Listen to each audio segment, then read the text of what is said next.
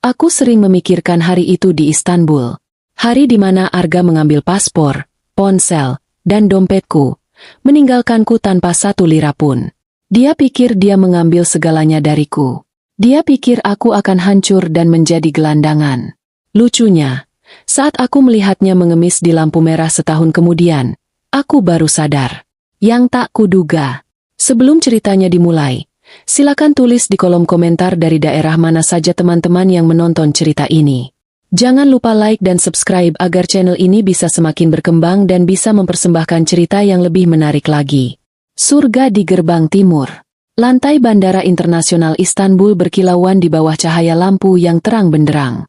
Aku menarik napas dalam-dalam, mencium aroma kopi Turki yang kental dan roti simit yang baru dipanggang. Rasanya muah. Di sampingku, Arga, suamiku, tersenyum lebar. Dia merangkul bahuku dengan posesif, seperti biasa. Senang, sayang. Tanyanya. Aku mengangguk. Banget. Istanbul indah sekali, bahkan baru bandaranya saja. Ini belum seberapa, katanya. Tunggu sampai kita di Cappadocia. Balon udara, gua-gua mewah. Kamu pantas mendapatkan yang terbaik, Sania. Aku bersandar di dadanya.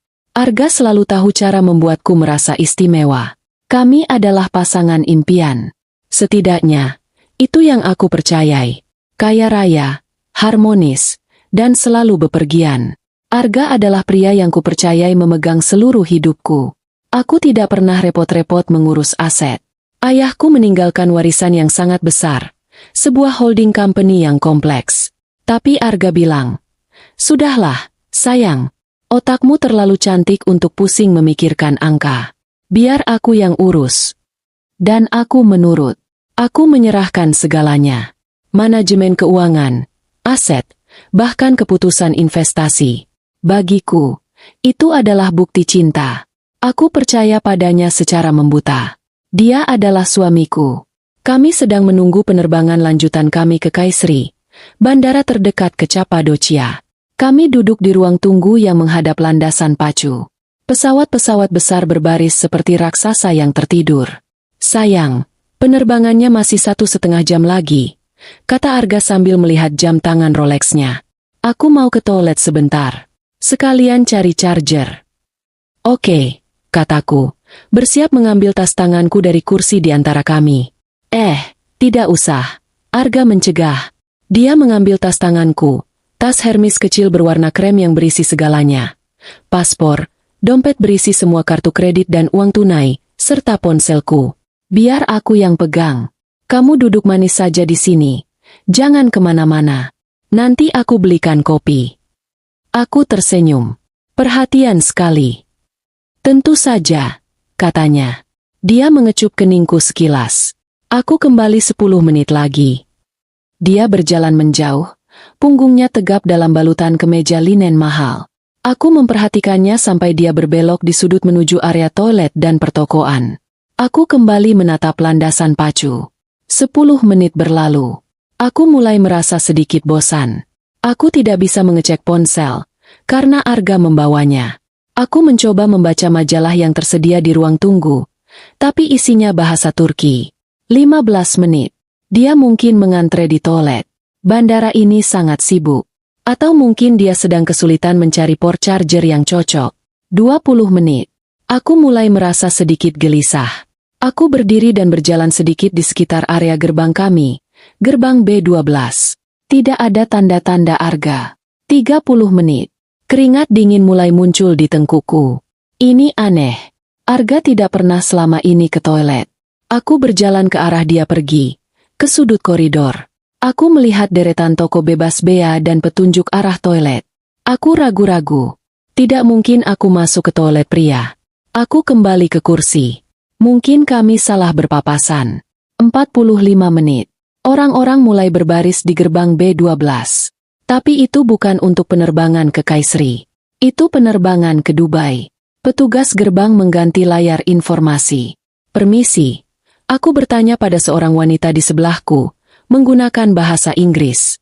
Penerbangan ke Kayseri? Wanita itu menunjuk ke gerbang lain di ujung sana. Pindah ke B18, katanya. Jantungku berdebar.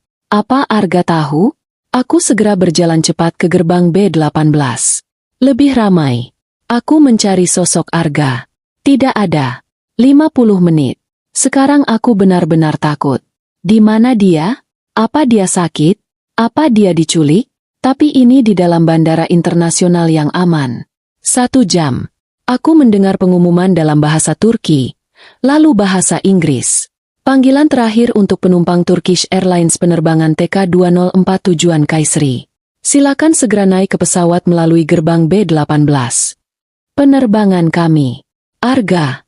Aku memanggil namanya, setengah berteriak. Beberapa orang menoleh padaku dengan aneh. Aku berlari ke meja petugas gerbang. Tolong, kataku. Napasku terengah-engah. Suami saya. Namanya Arga. Dia belum datang. Dia membawa paspor saya. Petugas itu menatapku dengan tatapan bosan. Maaf, Bu. Kami harus menutup gerbang. Pesawat akan berangkat. Tapi suami saya, dia ada di dalam bandara. Dia hanya ke toilet. Kami tidak bisa menunggu. Kami sudah melakukan panggilan terakhir. Panggil namanya. Tolong panggil namanya lewat pengeras suara. Kami tidak bisa melakukan itu kecuali dalam keadaan darurat keamanan, katanya. Ini darurat. Saya tidak bisa terbang tanpanya. Paspor saya ada padanya. Petugas itu berbicara cepat ke radionya dalam bahasa Turki. Dia menggeleng. Tidak ada laporan orang hilang atas nama itu. Kami harus menutup gerbang. Sekarang. Dia menarik pita pembatas, menutup akses masuk ke Garbarata. Aku berdiri terpaku. Aku melihat pesawat itu, pesawat kami, masih terhubung dengan jembatan. Tapi aku tidak bisa menaikinya. Tunggu, Arga. Cuma, petugas itu mengabaikanku. Aku mundur beberapa langkah. Tanganku gemetar. Aku melihat keluar jendela kaca besar. 5 menit kemudian, jembatan itu ditarik. Pesawat mulai didorong mundur perlahan. Pesawat itu berbalik dan bergerak menuju landasan pacu. Dan Arga tidak ada di sini. Aku memeriksa saku jaket yang kukenakan. Kosong. Aku memeriksa saku celanaku. Kosong. Tas tanganku. Dia membawa tas tanganku. Dia membawa pasporku. Dia membawa dompetku. Dia membawa ponselku. Aku sendirian di Istanbul, Turki. Aku tidak punya identitas. Aku tidak punya uang. Aku tidak punya cara menghubungi siapapun. Pesawat itu lepas landas, membawa harapan liburanku. Dan saat itulah aku sadar. Arga tidak tersesat. Arga tidak sakit. Dia meninggalkanku. Dia sengaja meninggalkanku di sini. Sendirian. Tanpa apa-apa. Rencana ini sudah dia susun. Dia merampokku di depan mataku sendiri. Dan aku membiarkannya pergi sambil tersenyum. Rasa dingin yang menusuk menjalari tulang punggungku. Lebih dingin dari musim gugur di luar jendela bandara. 0 derajat. Dunia di sekelilingku seakan berputar lalu berhenti. Suara pengumuman bandara, deru langkah kaki, dan tangisan anak kecil di kejauhan, semuanya terdengar meredam, seolah aku tenggelam di bawah air. Panik. Itu adalah kata pertama yang muncul. Panik yang murni dan liar. Aku berlari kembali ke meja petugas gerbang B18. Tolong saya. Aku memohon. Suami saya mengambil paspor saya. Saya ditinggalkan. Petugas itu, yang sedang sibuk membereskan dokumen, menatapku dengan tidak sabar. Bu, penerbangannya sudah berangkat. Anda harus pergi ke bagian Lost and Found atau polisi bandara. Polisi? Benar. Aku harus ke polisi. Aku berlari tanpa arah, mencari tanda, polisi, atau keamanan. Aku melihat 2 petugas berseragam patroli. Aku menghampiri mereka. Tolna tolong. Aku tergagap dalam bahasa Inggris yang campur aduk. Suami saya. My husband. Dia mengambil paspor saya. My passport. My money. Petugas yang lebih tua mengerutkan kening. Dia tidak mengerti. Dia berbicara dalam bahasa Turki. Aku hanya bisa menggelengkan kepala. Bahasa Inggris. Petugas yang lebih muda sedikit mengerti. Paspor? Lost. Bukan hilang. Stolen. Dicuri. Oleh suamiku. Kedua petugas itu saling berpandangan. Aku mungkin terlihat gila di mata mereka. Seorang wanita kaya, dilihat dari pakaianku, menuduh suaminya mencuri paspornya setelah ketinggalan pesawat. Mereka membawaku ke pos keamanan kecil di sudut terminal. Ruangannya berbau asap rokok dan sangat terang oleh lampu neon. Birokrasi yang dingin langsung menyambutku. "Nama Anda?" tanya seorang petugas di balik meja. "Sania." "Nama keluarga?" Aku terdiam. "Nama keluargaku ada di paspor yang dibawa Arga." "Di mana identitas Anda?" "Itu masalahnya. Suami saya membawanya. Paspor saya, dompet saya, ponsel saya, semuanya ada di tas tangan saya. Dia bilang dia mau ke toilet, tapi dia tidak kembali. Dia naik pesawat ke Kayseri tanpaku." "Dia naik pesawat?" Petugas itu tampak bingung. "Tapi Anda bilang dia ke toilet." "Mungkin dia tidak naik pesawat itu. Mungkin dia kabur." Aku semakin bingung. Atau mungkin dia sengaja meninggalkanku agar aku tidak bisa naik pesawat. Petugas itu menghela napas. Dia pasti sudah mendengar ribuan cerita aneh. "Dengar, Bu, tanpa paspor, Anda tidak bisa membuktikan siapa Anda. Kami tidak bisa membuat laporan kehilangan jika Anda tidak punya bukti identitas. Anda harus menghubungi kedutaan Anda." "Bagaimana cara saya menghubungi kedutaan? Saya tidak punya ponsel. Saya tidak punya uang." Dia menatapku dengan tatapan kasihan yang bercampur curiga. "Mungkin Anda bertengkar dengan suami Anda. Mungkin dia akan kembali." "Dia tidak akan kembali." Aku berteriak, frustrasi. "Ini rencana. Dia merampokku." Petugas itu mengangkat bahu. "Pergilah ke area informasi. Mungkin mereka bisa membantu Anda menemukan telepon umum. Kami tidak bisa berbuat apa-apa tanpa identitas." Aku diusir secara halus dari kantor polisi. Aku berjalan gontai kembali ke terminal utama. Rasanya seperti mimpi buruk. Aku sekarang adalah hantu. Seorang tanpa nama, tanpa negara. Malam mulai turun. Bandara menjadi sedikit lebih sepi, tapi tetap sibuk. Aku kedinginan. Aku hanya memakai blus sutra tipis dan jaket ringan. Tidak cukup untuk menahan dinginnya pendingin udara di malam hari. Perutku mulai berbunyi. Aku lapar. Terakhir kali aku makan adalah di pesawat dari Jakarta. Aku duduk di salah satu kursi tunggu berbahan logam. Dinginnya langsung menembus celanaku. Aku memeluk diriku sendiri. Penghinaan ini terasa lebih menyakitkan daripada rasa takut. Aku melihat orang-orang berlalu lalang. Keluarga yang bahagia, pebisnis yang sibuk, turis yang bersemangat. Aku adalah gelandangan baru di Bandara Istanbul. Aku mencoba tidur, tapi tidak bisa. Setiap kali mataku terpejam, aku melihat wajah Arga yang tersenyum saat dia bilang, "Aku kembali 10 menit lagi." Pembohong, penipu. Saat itulah ingatan itu muncul. Ingatan yang kutepis selama berminggu-minggu. Seminggu sebelum kami berangkat, Arga pulang membawa setumpuk dokumen. Tebal sekali. "Sayang, tanda tangan di sini ya," katanya, sambil menyodorkan pulpen mahal. "Apa ini?" tanyaku malas. Mataku masih tertuju pada majalah mode. "Asuransi perjalanan. Standar. Untuk perlindungan kita di Turki. Kalau ada apa-apa, aset kita aman." Aset kita. Aku bahkan tidak membacanya. Aku hanya membalik halaman demi halaman, menandatangani di setiap tempat yang dia tandai dengan stiker kuning kecil. Ada mungkin 15 tanda tangan. "Kok banyak sekali?" tanyaku saat itu. "Birokrasi. Sayang, kamu tahu kan?" "Sudah, jangan dipikirkan. Anggap saja ini tiket kita untuk liburan tenang." Bodoh, bodoh, bodoh. Itu bukan asuransi perjalanan. Aku yakin sekarang. Itu pasti surat kuasa. Surat kuasa untuk menjual. Surat kuasa untuk mengalihkan aset. Dia tidak hanya meninggalkanku di bandara. Dia merencanakan ini. Dia meninggalkanku di negara asing tanpa identitas. Sementara dia menguras semua hartaku di Indonesia.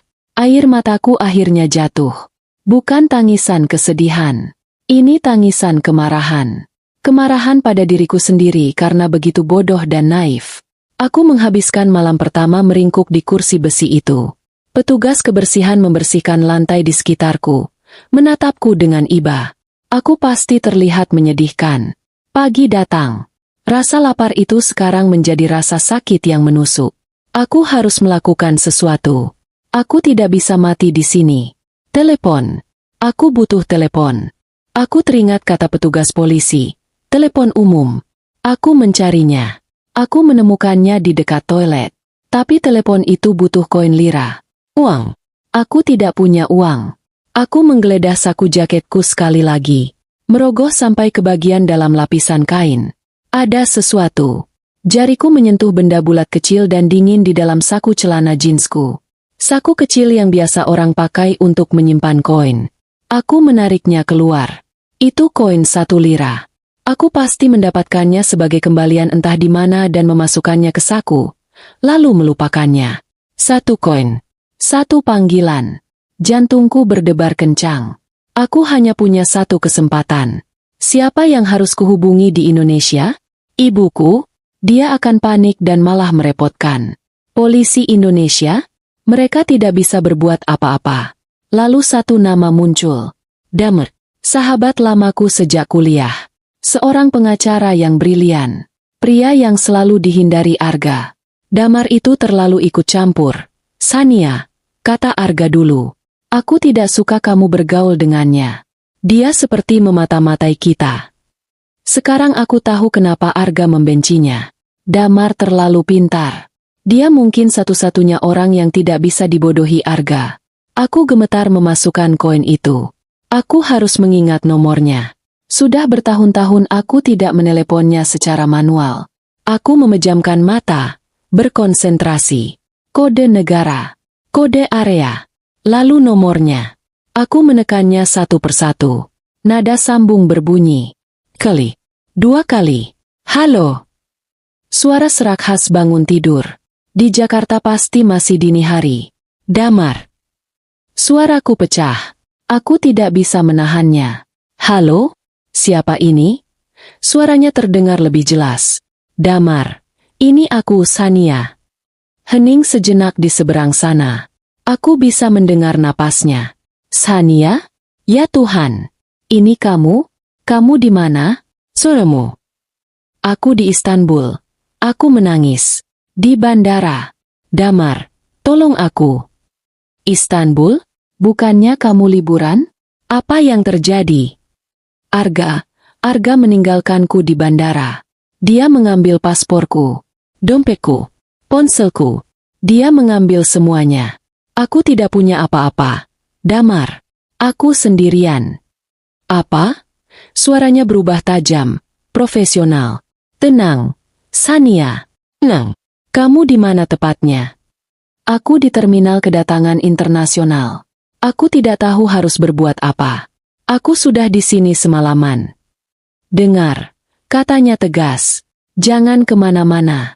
Aku akan hubungi KJRI Istanbul sekarang juga. Konsulat Jenderal kita.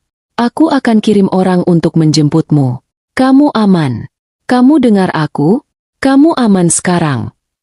Aku terisak. Dia menipuku. Damar. Dia mengambil semuanya.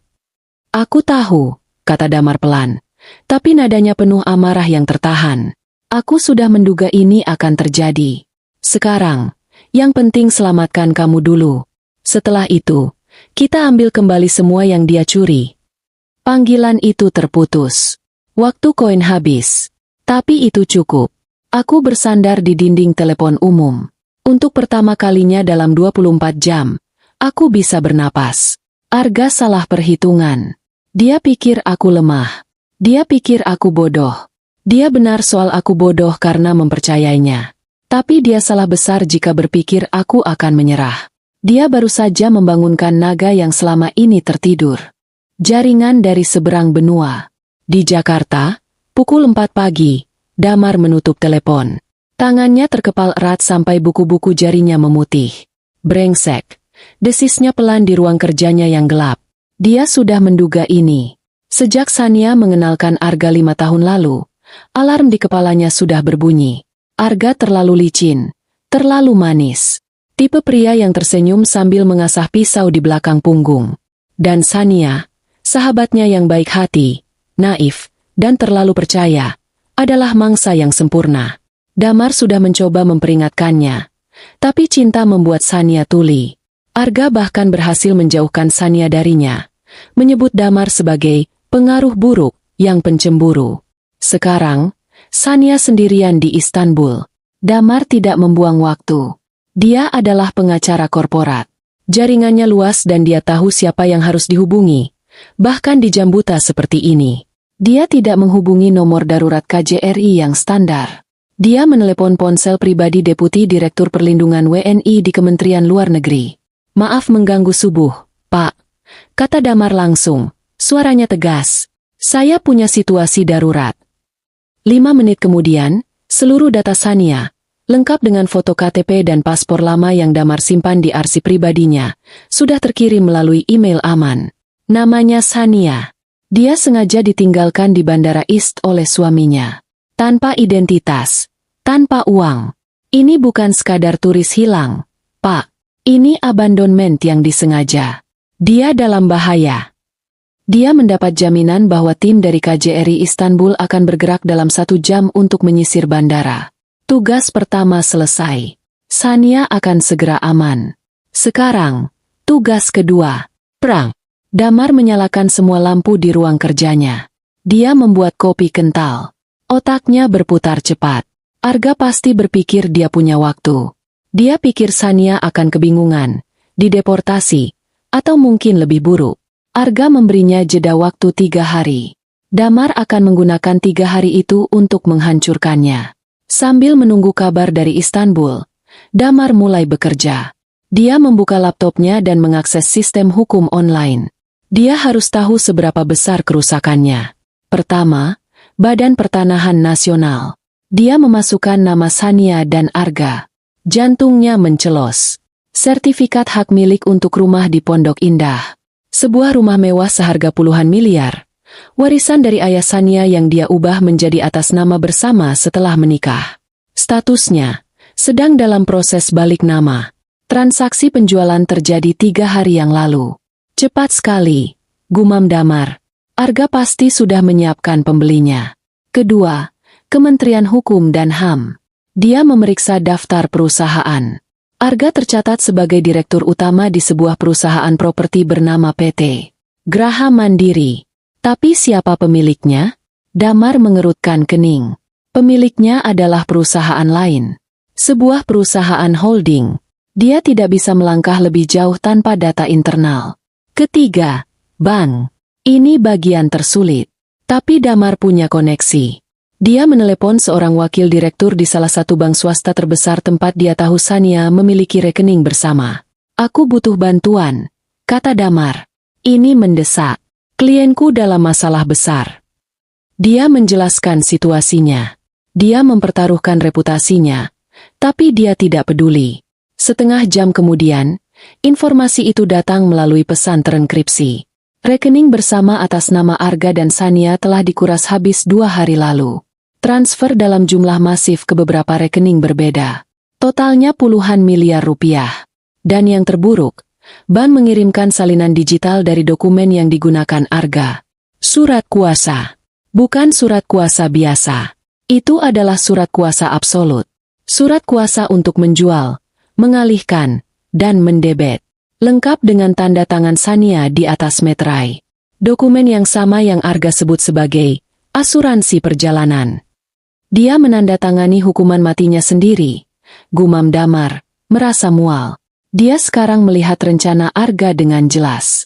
Arga menggunakan surat kuasa itu untuk menjual rumah. Dia menguras rekening bersama. Dia mungkin juga menjual mobil-mobil mewah mereka. Dia melakukan semuanya dalam 3 hari terakhir. Tepat sebelum mereka terbang ke Turki. Dia membawa Sania ke Turki hanya untuk satu alasan, membuangnya. Dia meninggalkan Sania di negara yang birokrasinya rumit. Tanpa identitas, Sania tidak akan bisa pulang. Dia akan terjebak di sistem imigrasi. Sementara itu, Arga dan selingkuhannya, Damar yakin ada perempuan lain, akan hidup mewah dari hasil rampokan. Itu adalah rencana yang kejam, tapi brilian. Telepon Damar berdering. Nomor dari Turki. Itu petugas KJRI. Pak Damar, kami sudah menemukan Ibu Sania, kata suara di seberang. Kondisinya syok dan kedinginan, tapi fisik Nua aman.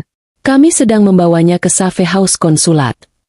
Damar memejamkan mata, mengucap syukur. Terima kasih.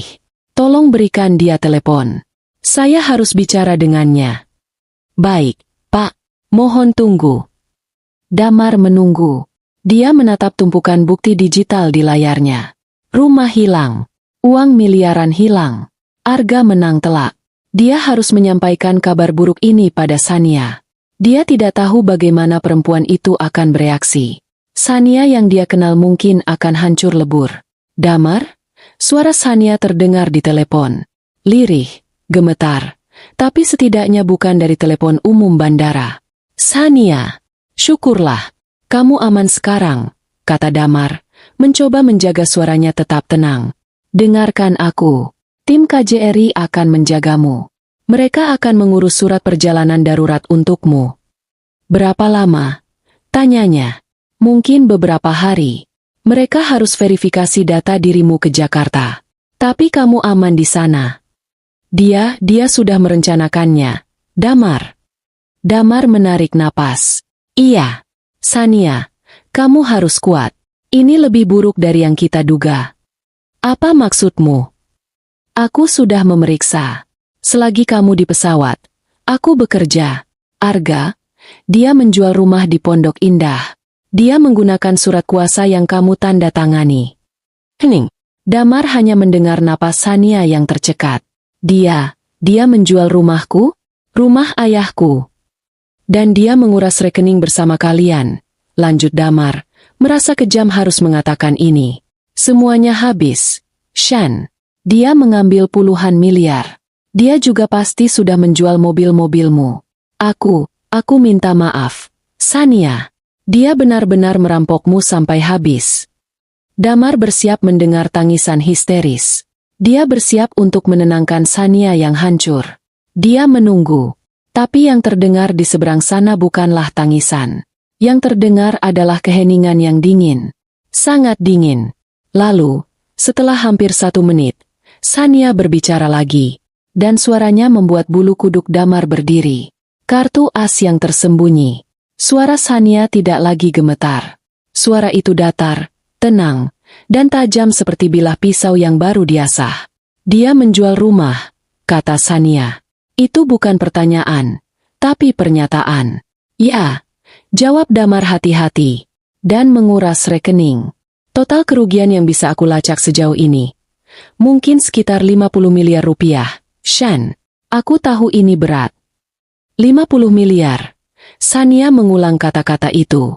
Di Safe House KJRI Istanbul, Sania menatap dinding putih di depannya. Seorang staf perempuan baru saja memberinya secangkir teh hangat dan sepotong roti. Dia belum menyentuhnya. 50 miliar. Dia ingat Arga pernah sangat gembira ketika berhasil mendapatkan proyek senilai 10 miliar. Dia merayakannya selama seminggu. Dan sekarang, dia pikir dia telah berhasil mencuri 50 miliar. Dia pasti merasa seperti raja dunia. Dia pikir dia telah menghancurkan Sania. Dia pikir dia telah mengambil segalanya. Rasa putus asa yang tadi mencengkeramnya di bandara lenyap. Rasa takut itu menguap. Yang tersisa adalah kemarahan yang begitu dingin dan murni. Dan di balik kemarahan itu, ada sesuatu yang lain. Rasa geli. Damar, kata Sania. Suaranya masih sedingin es. Ya, Shan?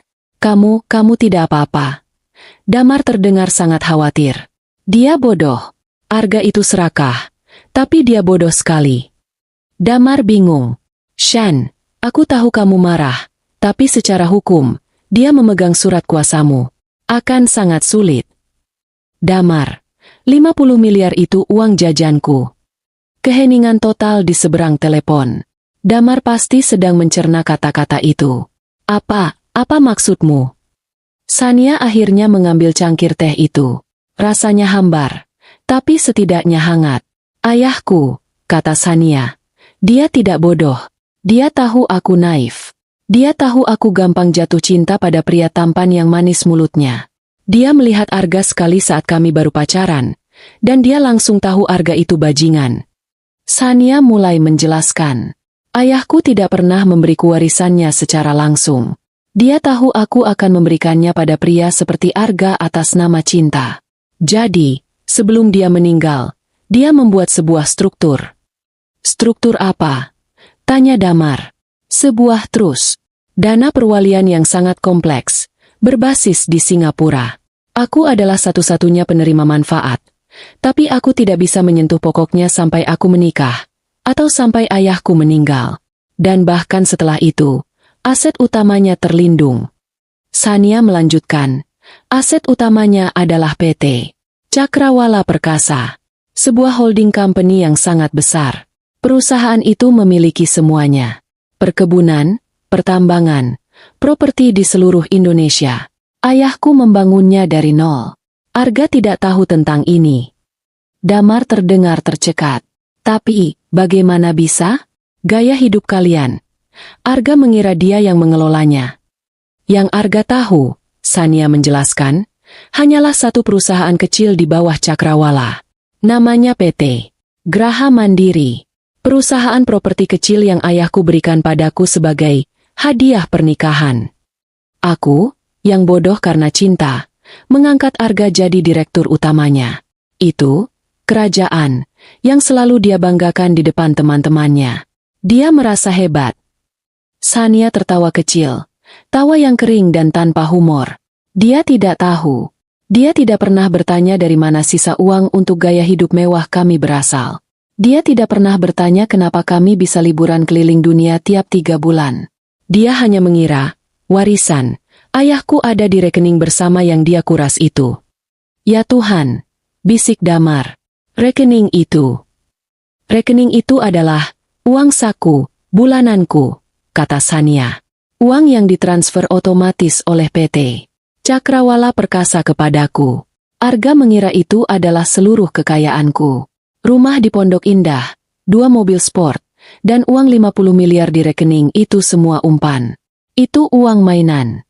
Uang yang ayahku relakan hilang hanya untuk memberiku satu pelajaran terakhir tentang laki-laki. Sania berdiri. Dia berjalan ke jendela, menatap kota Istanbul yang sibuk di pagi hari. Arga baru saja menelan umpan itu bulat-bulat. Di Jakarta, Damar tertawa. Bukan tawa geli, tapi tawa lega yang meledak. Sania, kamu brilian. Ayahmu seorang jenius. Ayahku jenius, kata Sania. Aku yang bodoh. Tapi aku sudah selesai menjadi bodoh. Sekarang, aku butuh kamu, Damar. Bukan sebagai sahabat. Aku butuh kamu sebagai pengacara termahal yang aku punya. Mulai sekarang, catat jam kerjamu. Nada bicara Damar langsung berubah serius. Aku mengerti, Bu CEO. Apa perintah pertama? Perubahan itu telah terjadi. Sania si istri naif telah mati di lantai dingin Bandara Istanbul. Yang lahir adalah Sania, pemilik PT Cakrawala Perkasa. Arga masih di udara. Mungkin sedang transit di Dubai, merayakan kemenangannya. Dia mungkin akan mendarat di Jakarta dalam 2 atau 3 hari. Benar, kata Damar. Dia sengaja memberimu 3 hari untuk hancur di Turki. Kita akan gunakan waktu itu, kata Sania. Pertama, PT Graha Mandiri, perusahaan yang dia pimpin. Siapa pemegang sahamnya? Aku baru cek, kata Damar. Jemarinya menari di atas keyboard. 100% dimiliki oleh PT Cakrawala Perkasa. Sempurna, kata Sania. Sekarang juga, siapkan rapat umum pemegang saham luar biasa. Atas namaku, sebagai pemilik Cakrawala Perkasa. Agendanya. Pemberhentian tidak hormat seluruh Dewan Direksi PT Graha Mandiri, terutama Direktur Utama, Arga. Pecat dia. Damar bersiul. Itu bisa dilakukan. Suratnya akan siap siang ini. Kedua, lanjut Sania. Bekukan semua rekening PT Graha Mandiri. Dia pasti mencoba menarik sisa dana operasional perusahaan sebelum kabur. Jangan beri dia 1 rupiah pun lagi. Akan kulakukan. Ketiga, blokir semua aset perusahaan yang dia gunakan. Mobil kantor, kartu kredit perusahaan. Cabut semuanya. Mudah, kata Damar. Keempat, rumah di Pondok Indah. Dia menjualnya. Cari tahu siapa pembelinya. Aku yakin itu perusahaan cangkang miliknya atau selingkuhannya. Kita akan tuntut pembatalan transaksi atas dasar penipuan dan itikat buruk. Aku akan melacaknya. Kelima, uang 50 miliar yang dia curi dari rekening pribadiku. Lacak alirannya. Dia pasti memindahkannya ke rekening baru. Kamu bilang kamu curiga ada perempuan lain? Ya, kata Damar. Aku sudah menyewa penyidik swasta. Kita akan tahu namanya dalam beberapa jam. Bagus. Begitu kita tahu namanya, bekukan rekening perempuan itu atas tuduhan menerima dana hasil kejahatan dan pencucian uang. Sania, kamu. Damar terdengar kagum. Aku belum selesai, potong Sania. Penyidik swastamu. Aku ingin mereka ada di bandara saat Arga mendarat. Aku ingin foto wajahnya saat dia sadar kartu kreditnya ditolak. Ini kejam, Shan. Aku suka. Ini bukan kejam, Damar. Ini keadilan, kata Sania. Arga ingin aku jadi gelandangan di Istanbul. Aku akan pastikan, saat roda pesawatnya menyentuh landasan pacu di Soekarno-Hatta, dia sudah resmi menjadi gelandangan di negaranya sendiri. Sania menutup telepon. Dia melihat bayangannya di kaca jendela Safe House. Pakaiannya kotor, rambutnya lepek, dan matanya bengkak karena menangis semalaman. Tapi sorot matanya adalah baja. Arga ingin bermain perang. Dia tidak tahu kalau Sanialah yang memiliki pabrik senjatanya. 3 hari menuju kehancuran. Di kabin kelas 1 Emirates, dalam perjalanan dari Dubai ke Jakarta, Arga memutar-mutar gelas sampanye di tangannya. Senyum puas tak pernah lepas dari wajahnya. Dia bersandar di kursinya yang empuk. Kursinya bisa diubah menjadi tempat tidur datar. Tapi dia terlalu bersemangat untuk tidur. Dia berhasil. Dia memikirkan Sania. Bayangan wajah bingung Sania saat dia berkata, "Aku ke toilet sebentar," terlintas di benaknya. Dia hampir tertawa. Betapa mudahnya. Betapa naifnya perempuan itu. Selama 5 tahun menikah, Sania tidak pernah curiga sedikit pun. Dia menyerahkan segalanya pada Arga. Tanda tangan di atas tumpukan dokumen, asuransi perjalanan, itu adalah puncak kebodohannya. Bodoh. Sania itu cantik. Ya, tapi bodoh. Dia terlalu lembut, terlalu pasif, terlalu percaya. Dia adalah domba yang sempurna untuk disembelih. Arga merasa dia berhak mendapatkan semua ini. Dia yang bekerja keras mengelola perusahaan properti kecil milik Sania, PT Graha Mandiri. Dia yang membuat koneksi. Dia yang hadir di semua pertemuan sosial. Sementara Sania lebih suka di rumah. Dia bosan.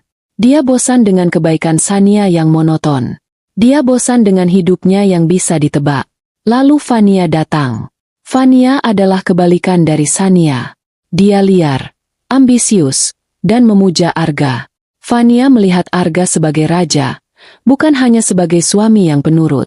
Fania yang memberinya ide. "Kamu bisa memiliki semuanya, Arga," bisik Fania suatu malam.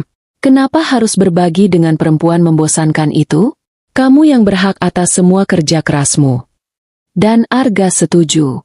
Rencana itu disusun dengan sempurna.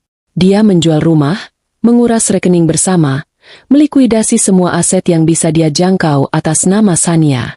Dia mendapatkan hampir 50 miliar rupiah. Jumlah yang sangat besar. Dia sudah memindahkan setengahnya ke rekening baru atas nama Fania. Sisanya ada di rekening rahasia miliknya di Singapura. Dan bagian terbaiknya, meninggalkan Sania di Istanbul. Itu adalah sentuhan jenius dari Fania. "Kita tidak perlu repot-repot bercerai, sayang," kata Fania. "Buat dia hilang di negara asing, tanpa identitas, tanpa uang. Dia akan jadi gelandangan. Dia mungkin akan dideportasi berbulan-bulan kemudian. Saat itu, kita sudah jauh." Arga tersenyum lagi. Sania mungkin sekarang sedang menangis di sudut bandara, kedinginan dan kelaparan. Dia mungkin sedang memohon-mohon pada polisi Turki yang tidak mengerti bahasanya. Gambaran itu memberinya kepuasan yang luar biasa. Dia merasa kuat. Dia merasa pintar. Dia menyalakan wifi di dalam pesawat. Mahal, tapi dia tidak peduli. Dia adalah miliarder sekarang. Dia membuka aplikasi perbankan rahasianya. Dia melihat saldo. Angka-angka itu berkilauan. Dia mengirim pesan ke Fania. Mendarat di Jakarta jam 9 malam. Sayang, pastikan sampainya dingin. Aku tidak sabar memulai hidup baru kita. Fania membalas hampir seketika. Aku menunggumu, rajaku. Rumah baru kita sudah siap. Aku sudah tidak sabar. Rumah baru. Ya. Dia sudah menginstruksikan Fania untuk membeli sebuah penthouse mewah di Sudirman menggunakan uang hasil penjualan rumah Sania. Semuanya atas nama Fania. Dia pintar. Asetnya aman. Dia menghabiskan sisa penerbangan dengan menonton film aksi dan minum lebih banyak sampanye. Dia merasa tak terkalahkan. Pesawat mendarat mulus di Bandara Soekarno-Hatta, Jakarta. Arga berjalan keluar dari Garbarata dengan langkah angkuh. Udara Jakarta yang lembab menyambutnya. Dia merasa seperti seorang penakluk yang kembali ke rumah. Dia melewati imigrasi dengan cepat menggunakan jalur prioritas. Dia mengambil kopernya yang satu lagi, yang berisi pakaian barunya, sementara koper Sania sengaja dia tinggalkan di Istanbul. Dia berjalan menuju pintu keluar. Dia merasa sedikit haus. Dia melihat sebuah kedai kopi mahal di dekat pintu keluar. 1 iced Americano, katanya pada barista. 35.000, Pak, kata barista itu. Arga mengeluarkan kartu kredit Ames hitamnya. Kartu limitless yang selalu dia banggakan, yang sebenarnya dibayar oleh perusahaan Sania. Dia menyodorkannya dengan santai. Barista itu menggeseknya. Lalu menggeseknya lagi. Maaf, Pak, kata barista itu, sedikit gugup. Declinet. Dahi Arga berkerut. Apa? Coba lagi. Mesinmu pasti rusak. Barista itu mencoba lagi. Masih declinet. Pak, ditolak. Arga mulai merasa kesal. Itu tidak mungkin. Itu kartu limitless. Mungkin ada gangguan bank, Pak, kata barista itu. Orang-orang di belakang Arga mulai berbisik. Harga diri Arga terusik. Dia tidak mau membuat keributan di depan umum. Dia mendengus. Lupakan. Dia merogoh dompetnya, mengeluarkan lembaran uang tunai. Dia memang sengaja membawa beberapa juta rupiah tunai untuk berjaga-jaga. Dia membayar kopi itu dengan kesal. Dia berjalan keluar, sedikit terganggu. Declinet? Aneh sekali. Mungkin karena perjalanan internasional. Bank pasti mengiranya transaksi mencurigakan. Ya, itu pasti alasannya. Dia akan menelepon bank besok. Dia menepis gangguan kecil itu. Dia melihat sopir Silverbird yang sudah dia pesan. Dia naik ke sedan hitam yang nyaman itu. Ke Pondok Indah, Pak, katanya. Sopir itu mengangguk. Arga bersandar. Dia tidak memberitahu sopir itu bahwa dia sebenarnya tidak akan menginap di sana. Dia hanya ingin melihat rumah itu untuk terakhir kalinya. Rumah yang sudah bukan miliknya. Rumah yang telah memberinya puluhan miliar. Dia hanya ingin menikmati pemandangan kemenangannya sebelum pergi ke penthouse Fania. Dia menelepon Fania. Aku di taksi. Sayang. Mampir ke Pondok Indah sebentar. Nostalgia. Katanya sambil tertawa. Jangan lama-lama. Kata Fania dengan nada manja. Aku menunggumu. Mobil melaju menembus malam Jakarta. Arga meneguk iced Americanonya. Rasa pahitnya tidak bisa menutupi rasa manis kemenangan di hatinya. Dia tidak tahu, itu adalah minuman mewah terakhir yang akan dia nikmati untuk waktu yang sangat, sangat lama. Selamat datang di neraka. Taksi mewah itu meluncur mulus memasuki kompleks perumahan elit di Pondok Indah. Arga melihat rumah-rumah besar yang familiar. Dia selalu merasa bangga tinggal di sini. Ini adalah simbol status. Dan sekarang, dia telah menjual simbol status ini untuk sesuatu yang lebih baik. Mobil berbelok di tikungan terakhir. Dari kejauhan, dia bisa melihat rumahnya. Rumah besar bergaya Mediterania yang megah. Tapi ada yang aneh. Lampu depannya mati. Biasanya, lampu taman dan teras akan menyala otomatis. Seluruh rumah tampak gelap dan mati. Berhenti di depan gerbang, kata Arga pada sopir. Taksi berhenti. Arga turun. dan jantungnya berhenti berdetak.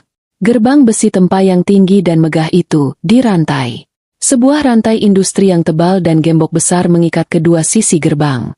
Dan di atas rantai itu, terbentang sebuah spanduk. Spanduk besar berwarna kuning yang murahan, kontras dengan kemewahan gerbang itu. Tulisannya dicetak tebal dengan huruf hitam besar. Aset ini disegel oleh pemilik sah, PT Cakrawala Perkasa. Arga membacanya sekali, 2 kali, 3 kali. PT Cakrawala Perkasa? Nama itu, dia seperti pernah mendengarnya. Tapi di mana? Itu bukan nama perusahaannya. Perusahaannya adalah PT Graha Mandiri. Apa ini? Kesalahan? Sengketa tanah? Apa-apaan ini? Arga maju dan mengguncang-guncang gerbang. Rantai itu bergemerincing, tapi tetap kokoh. Pak! Pak! Seorang satpam kompleks berlari menghampirinya. Maaf, Pak Arga, area ini disegel. Disegel? Disegel oleh siapa? PT Cakrawala Perkasa itu siapa? Ini rumah saya. Teriak Arga. Kami tidak tahu, Pak. Tadi siang ada tim pengacara datang. Mereka membawa surat-surat resmi dan menyegel tempat ini. Kami tidak boleh mengizinkan siapapun masuk, kata satpam itu, tampak takut tapi tegas. Pengacara? Surat resmi? Ini pasti salah paham. Saya baru saja menjual rumah ini. Mereka bilang penjualannya tidak sah, Pak, kata satpam itu. Darah Arga mulai terasa dingin. Bagaimana bisa? Surat kuasanya lengkap. Tanda tangan Sania asli. Saya harus masuk. Tidak bisa, Pak. Perintah. Pikiran Arga kacau. PT Cakrawala Perkasa, PT Graha Mandiri. Dia tiba-tiba teringat sesuatu. Di kop surat lama PT Graha Mandiri. Di bagian bawah, dalam cetakan kecil, ada tulisan, bagian dari grup PT Cakrawala Perkasa. Dia selalu mengira itu hanya formalitas. Afiliasi bisnis sisa-sisa peninggalan ayah Sania. Dia tidak pernah ambil pusing. Dia yang menjadi direktur utama. Dia yang berkuasa. Sebuah firasat yang sangat buruk mulai merayap di punggungnya. Ponselnya berdering. Itu Fania. Arga buru-buru mengangkatnya. Berharap mendapat kabar baik. Sayang, ada masalah besar di rumah. Seseorang menyegel. Dia berhenti. Yang dia dengar dari seberang bukanlah suara manja Fania. Itu adalah jeritan. Jeritan histeris yang memekakan telinga. Arga! Arga! Kamu di mana? Kamu harus ke sini. Fania berteriak di antara isak tangis. Fania, tenang. Ada apa? Apartemenku. Apartemen yang baru kita beli. Disegel. Ada spanduk yang sama. PT Cakrawala Perkasa. Kaki Arga lemas. Apa? Bagaimana bisa? Itu atas namamu. Aku tidak tahu. Dan rekeningku. Arga, rekeningku dibekukan. Semua uang yang kamu transfer hilang. Dibekukan. Aku tidak bisa menarik sepeser pun. Mereka bilang itu dana hasil pencucian uang. Arga merasa seperti ditinju di perut. Tidak mungkin. Ini tidak mungkin terjadi. Itu pasti kesalahan. Bisik Arga. Ban pasti salah. Ini bukan kesalahan, Arga, jerit Fania. Mereka tahu segalanya. Apa yang sudah kamu lakukan? Aku. Arga mematikan telepon Fania. Tangannya gemetar hebat. Dia tidak bisa bernapas. Dengan jari-jari yang kaku, dia membuka aplikasi perbankan di ponselnya. Aplikasi Bank Singapura tempat dia menyimpan sisa uang 25 miliar. Dia memasukkan PIN-nya. Jantungnya berdebar sangat kencang sampai terasa sakit. Halaman saldo terbuka. Saldo, $0,00. Nol. Bukan hanya nol. Ada catatan kecil di bawahnya. Rekening dibekukan atas permintaan Interpol. Penyelidikan penipuan internasional. Interpol. Arga terhuyung mundur. Dia bersandar di pilar gerbang yang dingin. Dia masih punya PT Graha Mandiri. Dia masih direktur utama. Dia masih punya akses ke dana operasional perusahaan. Dia bisa mengambil sisa uang di sana dan kabur. Dia mencari nomor sekretarisnya di kontak. "Halo, Reni, ini saya, Arga," katanya, berusaha membuat suaranya terdengar normal. "Tolong segera siapkan transfer dana sebesar 500 juta ke rekening pribadi saya. Saya butuh sekarang juga. Darurat." Hening sejenak. Lalu suara Reni, sekretaris yang biasanya penurut dan memujanya, terdengar. Suaranya dingin, datar, dan penuh kebencian. "Selamat malam. Dengan siapa saya bicara?" "Reni, ini saya, Arga, Direktur Utama." "Oh," kata Reni, nadanya mengejek. "Maaf, Pak Arga. Saya rasa Anda salah informasi. Bapak sudah bukan siapa-siapa lagi di sini." "Apa maksudmu? Saya masih Direktur Utama. Saya yang menggajimu." "Anda tidak menggaji saya, Pak. PT Cakrawala Perkasa yang menggaji saya. Dan berdasarkan rapat umum pemegang saham luar biasa yang diadakan kemarin sore, atas instruksi pemilik sah PT Cakrawala Perkasa, Anda telah diberhentikan secara tidak hormat." "Pemilik sah PT Cakrawala Perkasa? Siapa?"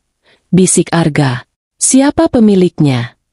"Anda tidak tahu, Pak?" Suara Reni terdengar geli. "Lucu sekali. Anda bekerja untuknya selama 5 tahun dan Anda tidak tahu siapa bos besar Anda."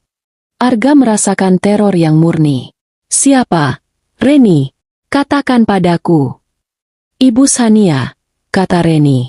"Ibu Sania adalah pemilik tunggal PT Cakrawala Perkasa. Seluruh holding company ini miliknya.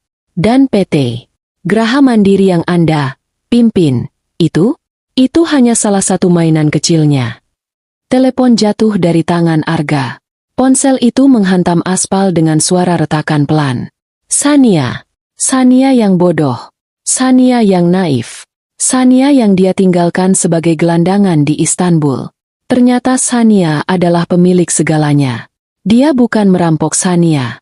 Dia hanya mencuri uang receh dari dompet seorang ratu. Dan sekarang, ratu itu telah mengambil kembali semuanya. "Pak?" Suara sopir taksi membuyarkannya. "Argo taksinya, Pak. Sudah 1 jam." Arga menatap sopir itu dengan mata kosong. "Argo, uang." Dia tidak punya uang. Kartu kreditnya ditolak. Rekeningnya nol. Dia adalah seorang miliarder 3 jam yang lalu. Sekarang, dia berdiri di depan rumah yang bukan miliknya, ditinggalkan oleh selingkuhannya, dipecat dari pekerjaannya, dan menjadi target Interpol. Dia tidak punya apa-apa. Lebih buruk dari Sania. Sania setidaknya punya KJRI. Arga tidak punya siapa-siapa. Dia melihat ke gerbang yang tersegel. Dia melihat spanduk itu. PT Cakrawala Perkasa. Sebuah tawa keluar dari tenggorokannya. Tawa kering yang terdengar gila.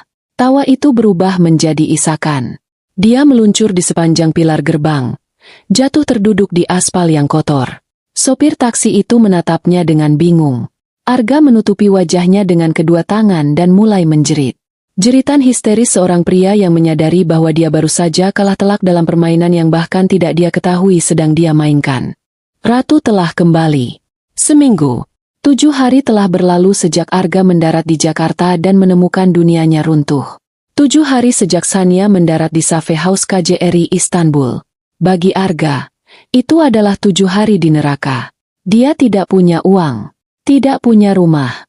Sopir taksi yang mengantarnya ke Pondok Indah, setelah melihatnya menjerit histeris, akhirnya meninggalkannya di pinggir jalan dengan marah karena tidak bisa membayar Argo. Fania menghilang setelah insiden penyegelan itu, mungkin menyalahkan Arga atas segalanya dan mencari mangsa baru. Arga menggelandang. Dia tidur di musala pom bensin. Dia makan dari belas kasihan orang. Dalam 3 hari, pria yang terbiasa memakai Rolex itu belajar bagaimana rasanya mengais-ngais sisa makanan di puja seramal. Bagi Sania, itu adalah 7 hari transformasi. Setelah Damar mengkonfirmasi bahwa semua aset Arga telah dibekukan, Sania tidak lagi tinggal di Safe House. Atas perintahnya, PT Cakrawala Perkasa mengirimkan jet pribadi perusahaan, sebuah Gulfstream G650 yang bahkan Arga tidak tahu ada, untuk menjemputnya. Saat dia melangkah masuk ke Bandara Ataturk untuk penerbangan pulangnya, bukan lagi sebagai korban, tapi sebagai penumpang VVIP yang diantar langsung oleh staf konsulat, dia bukanlah Sania yang sama. Dan hari ini, dia kembali ke Indonesia. Pintu kaca utama lobi PT Cakrawala Perkasa berdesing terbuka. Lobi itu sendiri lebih besar dari seluruh kantor PT Graha Mandiri. Lantainya terbuat dari marmer Italia yang mengilap. Dindingnya dihiasi karya seni abstrak yang mahal, dan di tengahnya tergantung lampu kristal raksasa. Puluhan karyawan berlalu lalang, sibuk dan profesional. Seluruh aktivitas di lobi itu berhenti seketika. Sania melangkah masuk. Dia tidak terlihat seperti korban yang baru kembali. Dia terlihat seperti seorang ratu yang datang untuk inspeksi. Rambutnya yang biasanya tergerai lembut, kini disanggul rapi dan ketat. Dia mengenakan pantsuit berwarna biru tua yang dijahit sempurna, menonjolkan bahunya yang tegap. Dia tidak memakai banyak riasan, tapi matanya tajam dan dingin. Di sisinya, berjalan Damar, membawa tas kerja kulit yang tebal, wajahnya serius. Di belakang mereka, dua pria bertubuh besar dalam setelan hitam mengikuti dalam diam. Para resepsionis yang sudah diberitahu langsung berdiri tegak. "Selamat pagi, Ibu Sania." Sania hanya mengangguk singkat. Matanya menyapu lobi. Lalu dia melihat mereka. Di sudut lobi, di atas sofa bludru berwarna zamrud yang mahal, duduk dua sosok yang menyedihkan. Mereka tampak sangat kotor dan salah tempat. Karyawan lain yang duduk di dekat mereka sengaja mengambil jarak, seolah-olah kedua orang itu membawa penyakit. Itu Arga dan Fania. Damar yang mengatur pertemuan ini. Dia menelepon Arga, yang terpaksa menjual ponsel curiannya untuk membeli ponsel bekas murahan, dan memerintahkannya untuk datang jika ingin menyelesaikan masalah. Arga, putus asa, mengiyakan. Dia bahkan berhasil menemukan dan menyeret Fania bersamanya. Mungkin berpikir mereka bisa bersatu untuk memohon. Mereka berdua terlihat hancur. Fania, si penggoda yang angkuh, kini terlihat kuyu. Rambut pirangnya lepek dan berminyak. Akarnya yang berwarna hitam sudah terlihat jelas. Dia mengenakan pakaian yang sama dengan yang dia pakai seminggu lalu. Riasannya luntur, meninggalkan jejak hitam di bawah matanya. Arga lebih parah. Dia tidak bercukur selama seminggu. Wajahnya tirus, matanya cekung dan merah. Kemeja linen mahal yang dia kenakan saat mendarat dari Dubai kini kotor, kusut, dan berbau asam. Dia gemetar tanpa henti. Saat melihat Sania, mata Arga melebar penuh kengerian. Ini bukan Sania yang dia kenal. Ini bukan istri lembutnya yang akan membawakan kopi di pagi hari. Ini adalah orang asing. Seorang wanita yang memancarkan kekuasaan yang absolut. Arga langsung bereaksi. Didorong oleh rasa takut yang luar biasa akan penjara, dia berlari. Dia tidak peduli dengan puluhan pasang mata yang menatapnya. Dia berlari melintasi lobi marmer dan, tepat di depan sepatu hak tinggi Sania, dia jatuh bersujud. Bruk! Lututnya menghantam lantai marmer dengan keras. Dia tidak peduli rasa sakit. Dia merangkak, meraih pergelangan kaki Sania, memeluknya erat. Sania! Sayang, maafkan aku. Suaranya parau, pecah oleh isak tangis yang histeris. Tolong, maafkan aku. Ampuni aku, Shan. Sania berdiri diam. Dia tidak bergerak. Dia hanya menatap ke bawah, ke puncak kepala suaminya yang kotor, yang sedang menciumi sepatunya. Dia tidak merasakan apa-apa. Tidak benci. Tidak marah. Hanya rasa jijik yang dingin. Dia teringat lantai dingin bandara Istanbul. Arga mendongak. Air mata dan ingus bercampur di wajahnya yang kotor. Aku hilaf. Shan. Aku dibutakan. Dia tiba-tiba berbalik dan menunjuk ke arah Fania, yang membeku ketakutan di sofa. Dia. Ini semua salah dia. Fania yang merencanakan semuanya. Dia yang meracuniku. Dia bilang kamu tidak pantas untukku. Dia yang menyuruhku mengambil uang itu dan meninggalkanmu. Fania tersentak. Wajahnya pucat pasi. Apa? Pembohong. Arga, kamu pembohong. Fania berlari ke arah mereka. Jangan dengarkan dia, Bu Sania. Fania beralih memohon pada Sania. Dia yang bilang dia sudah tidak mencintai ibu. Dia yang bilang ibu membosankan. Dia yang menjanjikan aku pernikahan. Aku juga korban.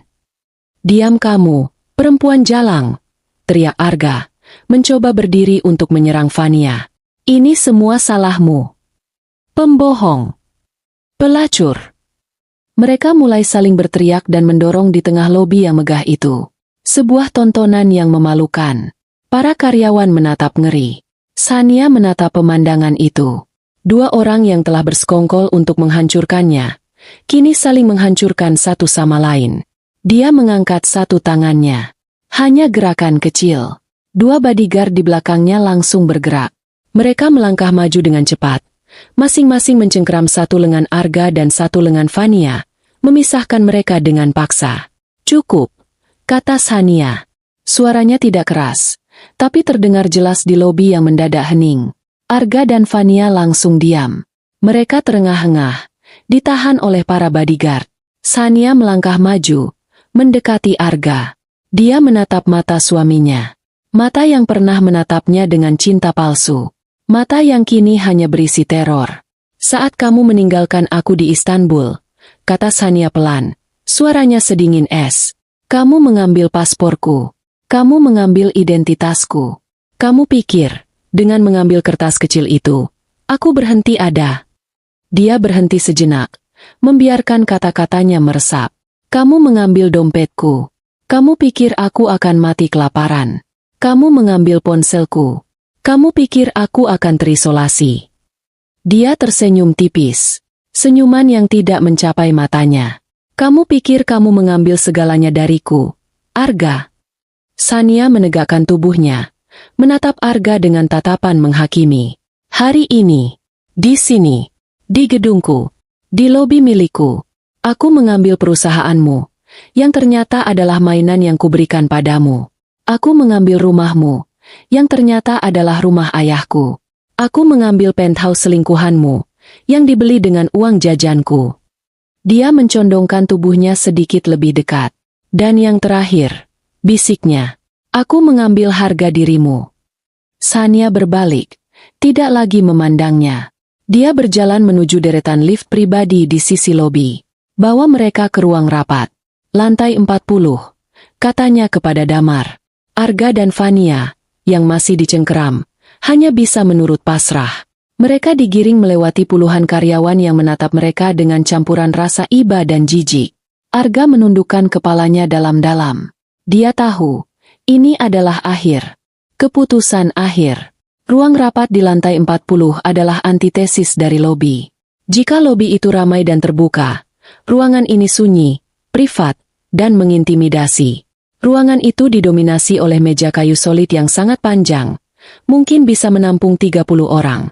Di satu sisi, dinding kaca raksasa menyuguhkan pemandangan cakrawala Jakarta yang sibuk, seolah-olah siapapun yang duduk di sana adalah penguasa kota. Sania duduk di kursi pimpinan di ujung meja.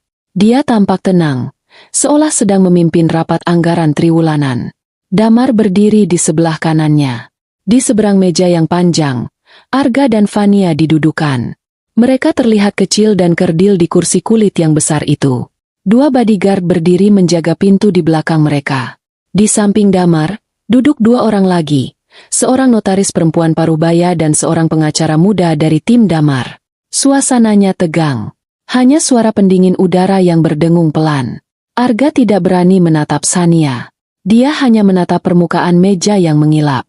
Fania mencoba memperbaiki rambutnya dengan jari-jari gemetar, berusaha mengembalikan sedikit saja harga dirinya, namun gagal total.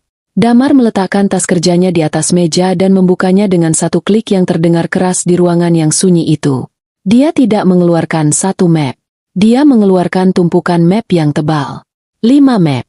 Dia menyusunnya rapi di depan Arga. Selamat pagi, Pak Arga, Ibu Fania, kata Damar, suaranya profesional dan dingin. Kita di sini untuk menyelesaikan beberapa hal secara efisien. Arga menelan ludah. Damar mengambil map pertama yang paling tebal. Dia membukanya. Ini, katanya, adalah berkas tuntutan pidana lengkap yang akan kami ajukan terhadap Anda, Pak Arga. Dan Anda, Ibu Fania, sebagai rekan serta. Fania terkesiap. Saya tidak melakukan apa-apa. Damar menatapnya tanpa emosi. Anda menerima dana hasil kejahatan, Ibu Fania. Anda bersekongkol menyembunyikan aset curian. Itu namanya pencucian uang. Ancamannya 5 tahun penjara. Fania langsung terdiam. Wajahnya pucat seperti kertas.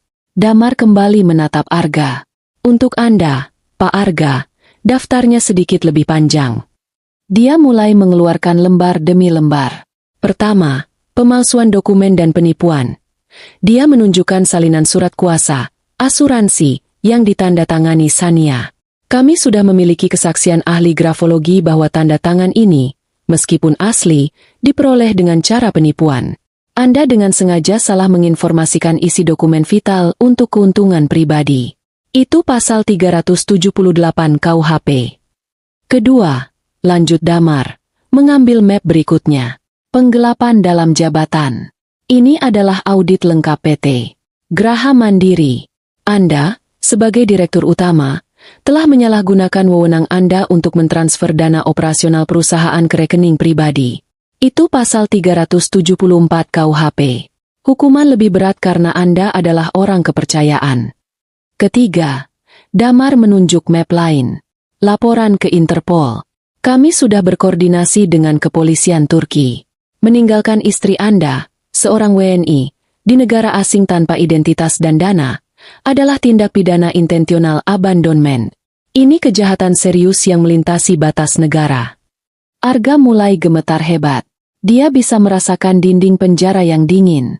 Dengan semua bukti ini, kata Damar datar, tim hukum kami memperkirakan, secara konservatif, Anda akan menghadapi tuntutan minimal 20 tahun penjara, tanpa remisi. 20 tahun. Angka itu menggema di kepala Arga. Dia akan berusia hampir 60 tahun saat keluar. Hidupnya akan berakhir. Jang. Arga terisak. Air mata kembali mengalir. Sania, tolong jangan penjarakan aku. Aku mohon, aku akan lakukan apa saja. Apa saja? Sania, yang sedari tadi diam, akhirnya angkat bicara. Apa saja? Tanyanya. Suaranya tenang. Apa saja, Shan? Aku bersumpah. Sania menatap Damar. Damar mengangguk. Damar mengambil map terakhir. Map yang jauh lebih tipis. Dia mendorongnya melintasi meja ke arah Arga. Ini pilihanmu, Arga, kata Sania. Di dalam map itu, ada jalan keluar. Arga menatap map tipis itu seolah itu adalah pelampung di tengah lautan badai. Map tebal itu, kata Sania, menunjuk tumpukan berkas pidana, adalah 20 tahun hidupmu membusuk di penjara. Map tipis ini, dia menunjuk map di depan Arga, adalah kebebasanmu. Aku pilih kebebasan, kata Arga cepat. Tentu saja, kata Sania. Tapi kebebasan ada harganya. Di dalam map itu ada beberapa dokumen yang harus kamu tanda tangani. Sekarang juga, di depan notaris. Damar membuka map itu untuknya. Pertama, kata Damar, surat gugatan cerai. Anda setuju untuk menceraikan Ibu Sania dengan talak 3, tanpa syarat, dan tanpa menuntut harta gonogini sepeser pun. Arga mengangguk cepat. Ya. Kedua, lanjut Damar, surat pengakuan utang. Anda mengakui secara hukum telah menggelapkan dana pribadi Ibu Sania sebesar 50 miliar rupiah. Ini jaminan kami. Jika Anda berani muncul lagi, kami akan gunakan ini untuk menjebloskan Anda ke penjara kapan saja. Arga mengangguk lagi. Ya, setuju. Ketiga, kata Sania, mengambil alih. Suaranya menjadi lebih tajam. Aku tahu kamu tidak sebodoh itu. Arga, kamu pikir aku tidak tahu? Kamu mentransfer 5 miliar ke rekening ibumu di desa. Kamu pikir itu dana darurat MU. Wajah Arga berubah menjadi abu-abu. Ketahuan. Bahkan rencana cadangannya pun ketahuan. Di lembar terakhir, kata Sania, adalah surat kuasa yang tidak bisa dibatalkan, memberikan kuasa penuh padaku untuk menarik dan menutup rekening atas nama ibumu itu. Kamu akan serahkan 5 miliar terakhirmu padaku. Ini adalah pukulan terakhir. Arga akan benar-benar menjadi pengemis. Dia menatap Sania, mencari sedikit saja belas kasihan di mata mantan istrinya. Dia tidak menemukan apa-apa. Hanya baja. Pilih, Arga, kata Sania. Penjara, atau kebebasan tanpa uang sepeser pun. Arga melihat ke map pidana. Bayangan sel yang sempit, gelap, dan bau terlintas di benaknya. Dia tidak akan bertahan sehari pun. Dia meraih pulpen yang diletakkan Damar di atas meja. Beri aku, katanya dengan suara gemetar. Tangannya bergetar hebat sampai dia kesulitan memegang pulpen. Dia menandatangani lembar pertama. Surat cerai. Dia bukan lagi suami Sania. Dia menandatangani lembar kedua. Pengakuan utang. Dia adalah seorang kriminal yang diampuni. Dia menandatangani lembar terakhir. Surat kuasa. Dia adalah seorang pengemis. Notaris mengambil setiap lembar, memeriksanya, dan langsung membubuhkan stempel dan tanda tangannya. Di seberang meja, Fania menonton semua ini dengan ngeri. Dia sadar. Dia tidak mendapatkan apa-apa. Dia mempertaruhkan segalanya untuk seorang pria yang kini tidak punya apa-apa. Penthouse-nya hilang. Uangnya hilang. Kamu. Fania berdiri, menunjuk Arga. Kamu membiarkan dia mengambil semuanya? Kamu lemah. Kamu bilang kamu raja. Lalu dia beralih ke Sania. Kebencian memenuhi matanya. Dan kamu, jalang sombong. Kamu pikir kamu menang? Kamu pikir kamu hebat? Kamu menghancurkan hidup kami. Fania kehilangan kendali. Dia menerjang ke depan, mencoba melompati meja untuk menyerang Sania. Dia tidak pernah berhasil. Dua bodyguard di pintu bergerak secepat kilat. Sebelum Fania bisa menyentuh permukaan meja, lengannya sudah dicengkeram dari belakang. Lepaskan aku. Fania menjerit dan meronta-ronta. Dia akan membayar ini. Kamu akan sendirian selamanya. Jalang. Bawa dia keluar, kata Sania. Nadanya bosan. Para bodyguard tidak ragu. Mereka menyeret Fania keluar dari ruang rapat. Jeritan dan makian Fania menggema di koridor sebelum pintu kayu yang tebal itu ditutup. Arga, kamu pengecut. Lepaskan aku. Pintu tertutup. Ruangan kembali hening. Hanya tersisa Sania, tim hukumnya, dan Arga. Arga terduduk lemas di kursinya. Dia terlihat 10 tahun lebih tua. Dia adalah cangkang kosong dari pria yang dulu angkuh. Sudah, bisik Arga. Sania berdiri. Rapat selesai. Dia merapikan jasnya. Arga mendongak. Matanya kosong. Sekarang apa, Shan? Aku harus kemana? Sania menatapnya. Pria yang telah berbagi tempat tidur dengannya selama 5 tahun. Pria yang telah mengkhianatinya dengan kejam. Sekarang, kata Sania, kamu pergi, keluar dari gedungku, keluar dari hidupku. Tapi, aku tidak punya apa-apa. Bisik Arga. Aku tidak punya uang bahkan untuk ongkos taksi. Ada jeda yang panjang. Sania menatap pria hancur di depannya. Dia kemudian berjalan ke tas tangannya yang diletakkan di meja samping. Dia membukanya. Dompet kulit buaya berwarna hitam. Dia mengeluarkannya. Dia mengambil satu lembar uang kertas berwarna merah. 100.000 rupiah. Sania berjalan kembali ke meja dan meletakkan uang itu di depan Arga. Ini, katanya pelan. Lebih banyak 100.000 rupiah daripada yang kamu tinggalkan untukku di Bandara Istanbul. Itu adalah penghinaan terakhir. Klimaks dari segalanya. Arga menatap lembaran uang itu. Air mata panas menetes di atasnya. Dia adalah pria yang pernah memegang miliaran. Sekarang dia bersyukur untuk 100.000. Dengan tangan gemetar, dia mengambil uang itu. Dia meremasnya. Dia berdiri. Dia tidak mengatakan apa-apa lagi. Dengan bahu terkulai, dia berjalan keluar dari ruang rapat. Dia berjalan sendirian menyusuri koridor mewah, melewati sekretaris-sekretaris yang berpura-pura sibuk. Dia masuk ke lift umum. Pintu lift tertutup, memantulkan bayangan pria yang hancur. Sania berjalan ke jendela kaca raksasa. Dia melihat ke bawah, ke jalanan Jakarta yang ramai. Damar berdiri di sampingnya.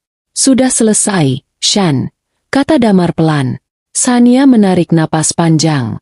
Udara terasa lebih ringan. Belum, katanya. Matanya menatap tajam ke cakrawala.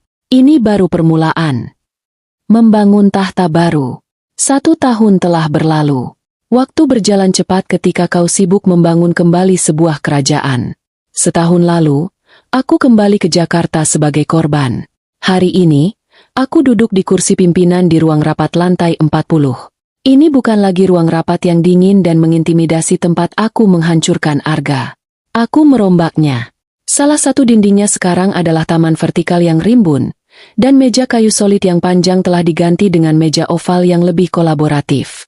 Aku ingat hari pertamaku mengambil alih PT Cakrawala Perkasa. Para dewan direksi, semuanya laki-laki parubaya yang merupakan sahabat ayahku, menatapku dengan campuran kasihan dan skeptis. Mereka mengenalku sebagai Sania, si istri Arga, si sosialita yang naif. Ibu Sania, kata Pak Hardi, yang paling senior. Suaranya lembut seolah bicara pada anak kecil. Kami turut berduka atas masalah Anda. Tapi perusahaan ini bisnis yang rumit. Pertambangan, perkebunan.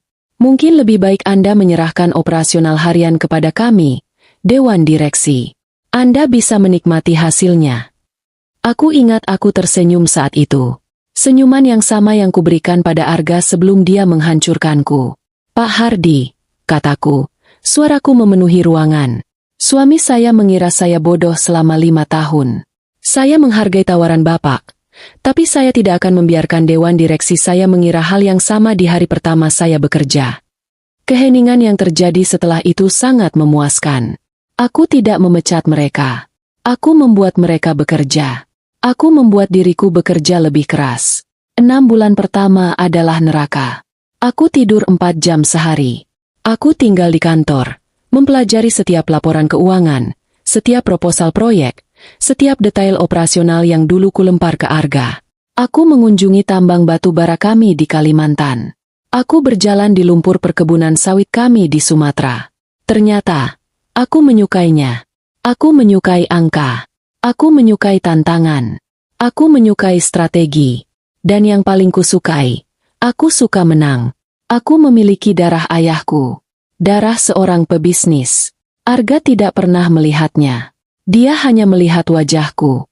PT Cakrawala Perkasa, yang sedikit tertidur dan berjalan dengan aman di bawah manajemen pasif ayahku, kini menjadi agresif dan ramping.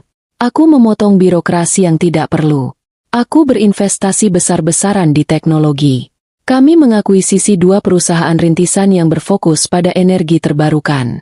Dalam 1 tahun, di bawah kepemimpinan seorang perempuan yang dianggap bodoh, laba bersih perusahaan naik 30%. Mereka tidak lagi memanggilku Ibu Sania. Mereka memanggilku Bu CEO. Dan Damar, dia selalu ada. Dia bukan lagi pengacara eksternal. Dia adalah Chief Legal Counsel PT Cakrawala Perkasa. Dia adalah tangan kananku. Dia adalah satu-satunya orang di gedung ini yang masih memanggilku Shan. Hubungan kami berubah. Itu tak terhindarkan. Suatu malam, sekitar jam 11, aku masih di ruanganku, menatap angka-angka di layar monitor sampai mataku perih. Pintu terbuka. Damar masuk. Tidak mengetuk. Dia membawa 2 cangkir. Ini kopi, katanya, meletakkan satu di depanku. Bukan teh.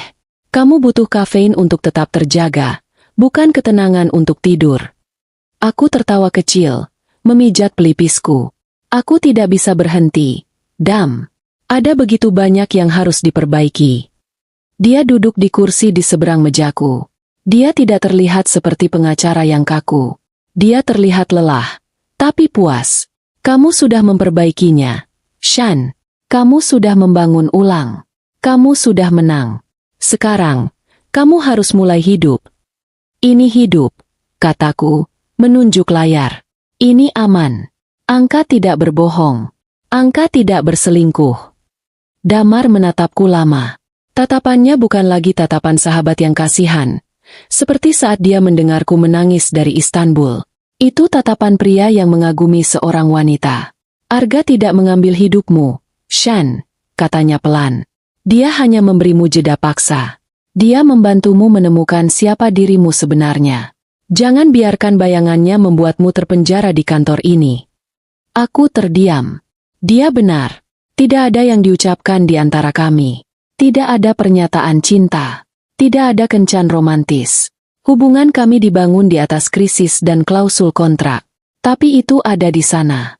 Itu ada di cara dia memastikan aku makan siang saat aku lupa. Itu ada di cara kami berdebat sengit tentang strategi akuisisi. Dan kemudian tertawa bersama 5 menit kemudian. Itu ada di cara dia tinggal di kantor sampai larut malam. Bukan karena dia harus, tapi karena dia tidak ingin aku sendirian di gedung yang kosong ini. Cintaku pada Arga dulu seperti kembang api. Meledak-ledak, indah, tapi cepat padam dan penuh kebohongan. Perasaanku pada Damar, rasanya seperti fondasi. Tenang, kuat, dan nyata. Dibangun perlahan, batu bata demi batu bata, di atas rasa saling percaya dan hormat. Aku belum siap mengakuinya, tapi aku tahu, aku tidak lagi sendirian. Lalu, ada hal lain yang lahir dari reruntuhan itu. Suatu hari, aku sedang meninjau proposal pertanggungjawaban sosial perusahaan. Semua proposal standar. Beasiswa untuk siswa berprestasi, sumbangan ke panti asuhan, penanaman pohon bakau. Lalu mataku tertuju pada satu baris anggaran kecil, dana bantuan repatriasi WNI darurat. Jantungku berdebar. Repatriasi. Aku teringat diriku sendiri, meringkuk di kursi besi bandara yang dingin. Aku teringat rasa putus asa itu, rasa lapar, dan penghinaan. Aku teringat bagaimana rasanya menjadi tidak terlihat, menjadi hantu tanpa identitas di negara asing. Bagaimana jika aku tidak punya 1 koin lira itu? Bagaimana jika Damar tidak mengangkat teleponnya? Bagaimana jika tidak ada KJRI yang membantuku? Aku menutup map proposal itu dengan keras. Tidak, kataku pada direktur humasku keesokan paginya. Tidak, Bu, tanyanya, bingung. Kita tidak akan menyumbang. Kita akan membangun. 3 bulan kemudian, Yayasan Pelita Cakrawala diluncurkan secara resmi. Misinya sederhana, memberikan bantuan hukum, finansial, dan tempat tinggal darurat bagi warga negara Indonesia yang terlantar di luar negeri. Khususnya, perempuan dan pekerja migran yang menjadi korban penipuan atau kekerasan. Aku tidak hanya mendanainya. Aku terlibat langsung. Aku memimpin dewan pengawasnya. Aku membaca setiap kasus yang masuk. Seorang pekerja migran di Arab Saudi yang paspornya ditahan majikan dan tidak digaji selama 2 tahun. Seorang mahasiswi di Jerman yang ditipu agen perjalanan palsu dan kehabisan uang beasiswa. Seorang istri seorang istri yang ditinggalkan suaminya di Bandara Kuala Lumpur dengan 2 anak kecil.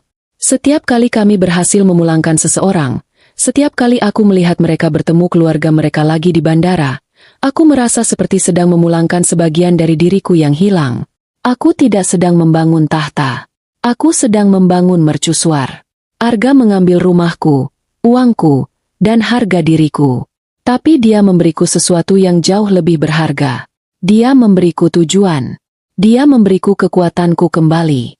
Aku sudah selesai menjadi korban. Aku sudah selesai menjadi istri yang naif. Sekarang, aku adalah Sania. Dan aku baru saja memulai. Karma di persimpangan jalan. Malam itu adalah malam penggalangan dana pertama untuk Yayasan Pelita Cakrawala. Acaranya diadakan di ballroom hotel termewah di Jakarta. Semuanya berjalan lancar. Sukses besar. Kami berhasil mengumpulkan dana 2 kali lipat dari target. Cukup untuk mendanai operasi yayasan selama 2 tahun ke depan. Aku berdiri di atas panggung, di samping Damar. Aku menatap ratusan tamu penting, para CEO, duta besar, dan filantropis yang hadir. Aku berterima kasih kepada mereka atas kemurahan hati mereka. Setiap rupiah yang Anda berikan malam ini, kataku, suaraku bergema di ruangan yang hening, adalah tiket pulang bagi seseorang yang kehilangan harapan. Terima kasih telah membantu kami menyalakan pelita. Tepuk tangan meriah membahana. Sekarang, sudah lewat tengah malam. Aku dan Damar dalam perjalanan pulang. Mobil Mercedes S-Class-ku melaju pelan menembus jalanan Jakarta yang basah. Hujan deras baru saja mengguyur kota. Hujan yang membersihkan debu, tapi juga mengubah jalanan menjadi cermin hitam yang memantulkan lampu-lampu kota. Aku bersandar di kursi kulit yang empuk. Aku melepas sepatu hak tinggiku. Kakiku pegal bukan main. Damar, yang duduk di sampingku, sudah melonggarkan dasinya dan menggulung lengan kemejanya. Kamu hebat malam ini, Shan, katanya. Suaranya lelah tapi terdengar tulus. Aku tersenyum. Kita hebat. Tanpa tim hukummu yang menyusun semuanya, yayasan ini tidak akan pernah sah. Aku hanya menjalankan perintah Bu CEO. Godanya. Hentikan, kataku sambil tertawa pelan. Di luar jam kantor. Panggil aku Sania. Baik, Sania. Jawabnya. Ada kehangatan yang nyaman di antara kami. Keheningan yang tidak canggung. Hanya suara rintik hujan dan dengungan pelan mesin mobil. Sopir di depan mengemudi dengan tenang. Mobil kami berhenti di persimpangan besar di kawasan Kuningan. Lampu merah.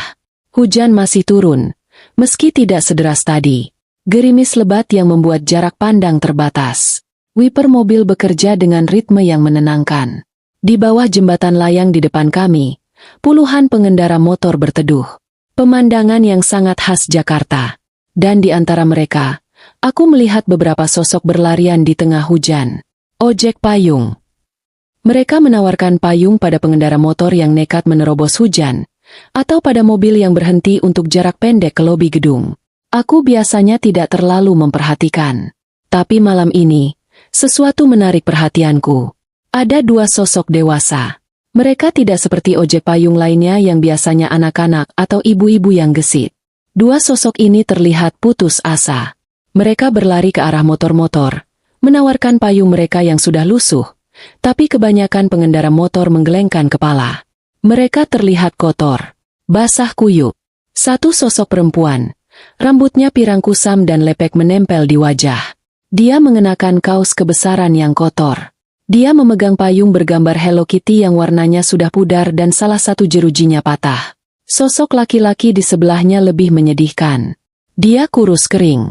Aku bisa melihat tulang bahunya menonjol di balik kaos oblong tipis yang basah dan menempel di kulit. Dia gemetar hebat karena kedinginan. Itu! Bisik Damar di sebelahku. Dia juga melihatnya. Aku tidak perlu dia melanjutkan. Jantungku mulai berdebar. Tapi bukan karena takut. Karena sesuatu yang lain. Tanpa berpikir, aku menekan tombol di sampingku. Jendela kaca mobil yang gelap turun sedikit. Hanya beberapa sentimeter. Udara malam yang dingin dan basah, bercampur bau asap knalpot, langsung masuk. Sosok laki-laki itu, mungkin mengira kami akan turun, berlari ke arah mobil kami. Dia lebih cepat dari yang perempuan. Payung, Pak? Bu. Murah 5.000 saja, Bu. Suaranya serak dan putus-putus. Dia sampai di jendelaku. Dia tidak bisa melihat jelas ke dalam karena kaca film yang gelap. Dia hanya melihat celah yang terbuka. Dia mengangkat wajahnya, mencoba mengintip ke dalam. Wajahnya kotor oleh jelaga jalanan. Matanya liar karena kedinginan dan kelaparan. Dia tidak bercukur. Janggut tipis tumbuh tidak merata di pipinya yang tirus. Itu Arga. Waktu seakan berhenti. Hujan di luar terdengar memelan. Dia menatap lurus ke arahku. Aku menatap lurus ke arahnya. Matanya. Mata yang dulu menatapku dengan cinta palsu. Mata yang menatapku dengan teror di ruang rapat lantai 40. Sekarang, mata itu kosong. Lalu, dalam sepersekian detik, kekosongan itu berganti. Pertama, bingung. Kedua, pengenalan. Ketiga, syok yang luar biasa.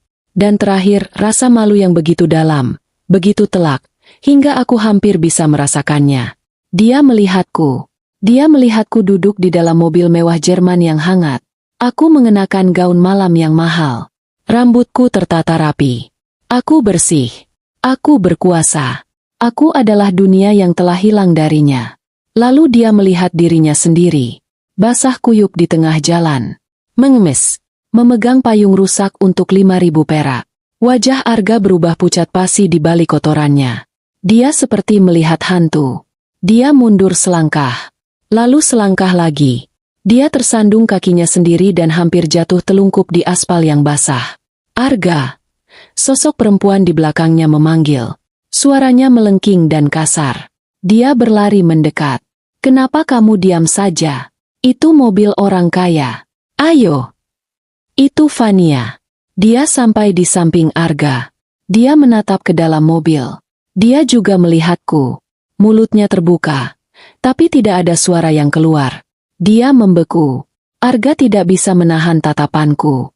Dia adalah orang pertama yang membuang muka. Dia berbalik dengan cepat. Punggungnya gemetar hebat. Apakah karena dingin? Atau karena rasa malu? Aku tidak tahu. Aku tidak peduli. Dia menarik lengan Vania dengan kasar. Pergi. Ayo pergi. Tapi, Arga. Pergi. Dia menyeret Vania menjauh dari mobilku. Kembali ke kegelapan di bawah jembatan layang. Di depanku, lampu merah berubah hijau. Lampunya sudah hijau, Bu, kata sopirku pelan. Aku menekan tombol. Jendela kaca itu naik kembali dengan desisan pelan. Menutup pemandangan mereka. Menutup suara hujan. Menutup masa laluku untuk selamanya. Aku bersandar di kursiku. Damar menatapku. Wajahnya penuh kekhawatiran. Shan? Kamu tidak apa-apa. Aku diam sejenak. Aku memproses apa yang baru saja kulihat. Arga dan Vania. Di jalanan. Memperebutkan uang receh dari pengendara motor. Sama seperti mereka memperebutkan siapa yang harus disalahkan di lobi kantorku. Aku teringat diriku di bandara Istanbul. Putus asa. Sendirian. Aku melihat mereka. Putus asa. Bersama-sama dalam kehancuran mereka. Aku tidak merasakan benci. Aku tidak merasakan kasihan. Aku tidak merasakan kemarahan. Aku tidak merasakan apa-apa. Lalu, sesuatu muncul. Aku tertawa. Bukan tawa keras. Itu tawa kecil yang lolos dari tenggorokanku. Tawa yang ironis. Tawa yang kering. Tawa yang membebaskan.